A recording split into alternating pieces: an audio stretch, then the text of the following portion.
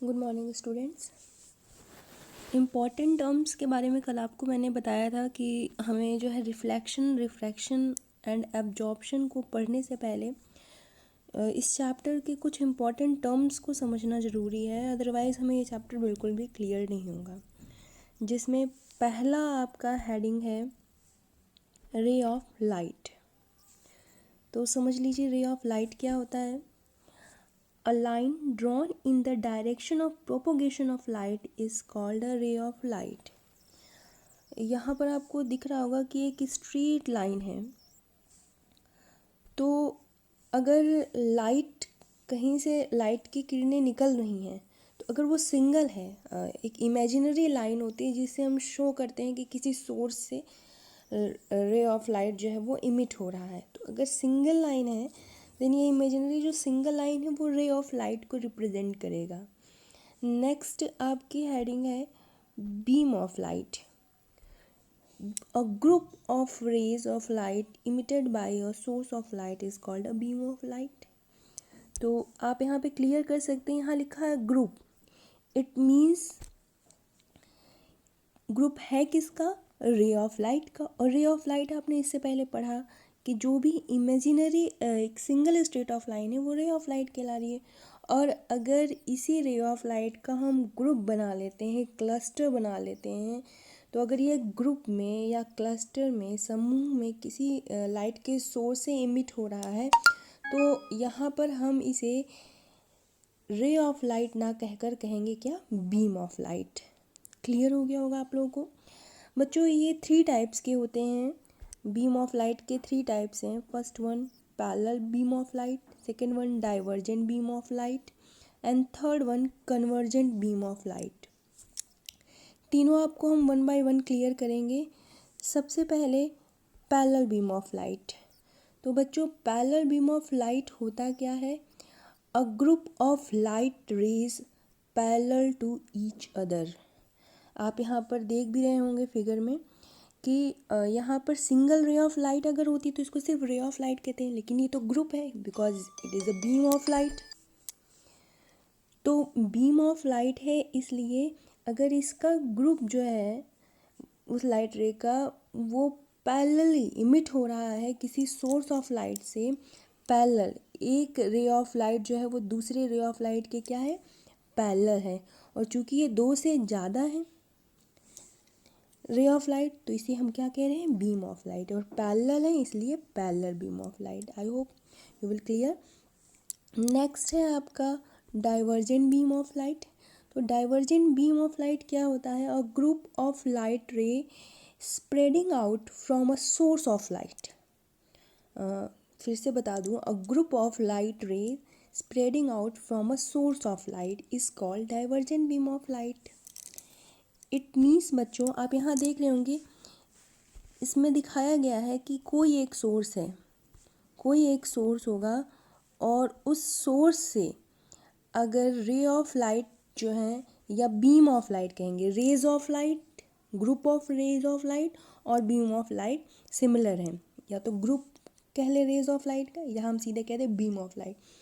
तो उनके जो डिफरेंट रेज हैं, अलग अलग रेज हैं, वो अलग अलग डायरेक्शन में क्या हो रहे हैं? स्प्रेड हो जा रहे हैं। तो वो क्या कहलाएगा? Divergent beam of light. Next है आपका convergent beam of light. Convergent beam of light divergent beam of light का जस्ट अपोजिट होता है। In this we can say that a group of light rays meeting at a point is called convergent beam of light. इसमें बच्चों आप देख सकते हैं कि कोई एक सोर्स है, उस source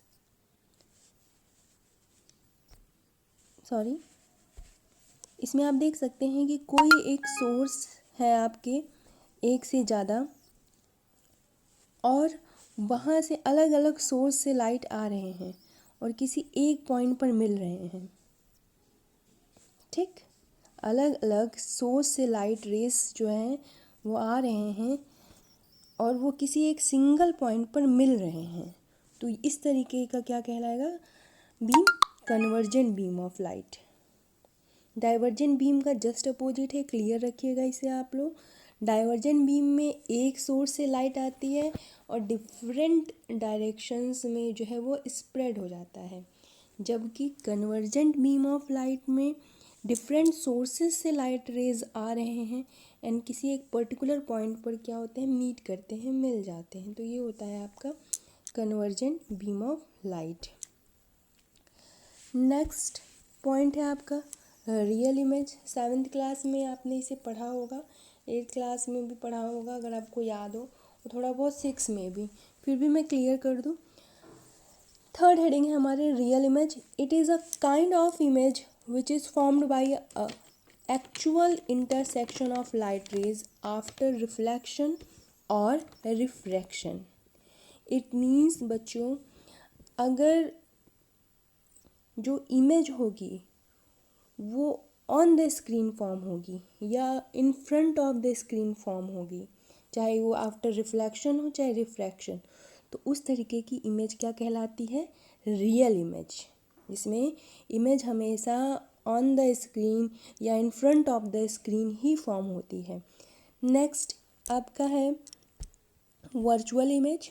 virtual image, it is a kind of image which is formed by producing the reflected rays backward after reflection or refraction।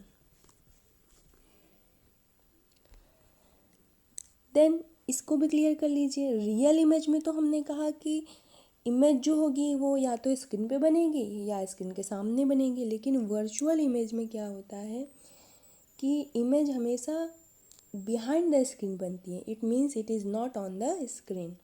Virtual image कभी भी स्क्रीन पर नहीं बनती है, ये हमेशा बिहाइंड द स्क्रीन बनती है। तो ये हो गया हमारा क्या, वर्चुअल इमेज। जो असली में ना हो, एक्चुअल में ना हो, वो क्या है, वर्चुअल हो। जो रियल में हो वो एक्चुअल है। सिनोनिम आपने इंग्लिश में पढ़े होंगे ना, तो आपको इनके वर्ड से इनका मीनिंग क्लियर हो रहा होगा। नेक्स्ट हमारी हेडिंग है इन्वर्टेड इमेज। तो inverted image, image is upside down. जो इन्वर्टेड इमेज होती है वो हमेशा अपसाइड डाउन होती है। And image is on the same side of the mirror as the object. Object जिस साइड में होता है उसी साइड में क्या होता है, आपका इमेज भी होता है। तो उस तरीके की इमेज क्या कहलाती है, इन्वर्टेड इमेज। अब हम कैसे जानेंगे, सपोज कर लीजिए कि कोई ऑब्जेक्ट है,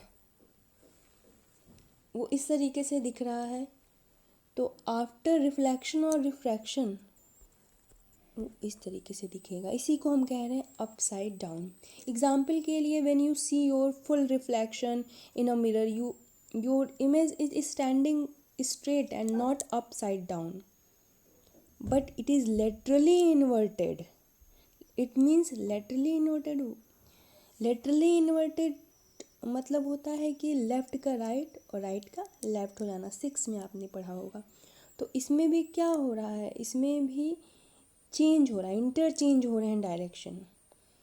तो या तो अपसाइड डाउन हो जाएगा या लेटरली इन्वर्टेड। तो अपसाइड डाउन तो इन्वर्टेड इमेज, और राइट एंड लेफ्ट अगर चेंज हो रहा है तो लेटरली इन्वर्टेड। दोनों टर्म बेटा क्लियर आप लोग रखेंगे कि अगर सिर्फ हम इन्वर्टेड इमेज की बात कर रहे हैं तो अपसाइड डाउन, और अगर हम लेटरली इन्वर्टेड कह रहे हैं it means left right reversal और इंटरचेंज। क्लियर हो गया होगा आप लोगों को। Next, which is the last heading of the important terms, that is erect image।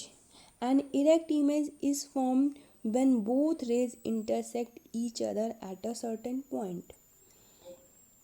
Erect image जो होता है बच्चों, ये हमेशा फॉर्म होता है behind the mirror, is always form behind the mirror, और ये हमेशा अपराइट होता है, स्ट्रेट होता है। तो इससे आप क्लियर कर सकते हो कि इन्वर्टेड इमेज हमेशा उल्टा हो जाता है, जैसा भी ऑब्जेक्ट होता है उसका इमेज, और इरेक्ट जैसा ऑब्जेक्ट होता है एज इट इज़ इमेज होता है। बट इमेज बनता कहाँ है इरेक्ट में, ये हमेशा बिहाइंड द मिरर बनता है। तो आपको इससे एक आइडिया लग रहा होगा हमने कहा कि इन्वर्टेड इमेज में हमेशा ऑन द स्क्रीन या same side of the screen बनता है, और इरेक्ट में बोला कि इमेज हमेशा बिहाइंड द मिरर बनता है। और इससे पहले हमने दो हेडिंग्स पढ़े थे, रियल इमेज और वर्चुअल इमेज। तो रियल में same side, it means real image हमेशा किसके साथ होगी, इन्वर्टेड इमेज के साथ में होगी। क्लियर? जब भी इमेज रियल होगी तो वो कैसी होगी, इन्वर्टेड होगी। क्लियर हो गया होगा। नेक्स्ट, जब भी इमेज वर्चुअल होगी वो हमेशा इरेक्ट होगी। क्लियर? तो ये था बच्चों important terms. May be you will learn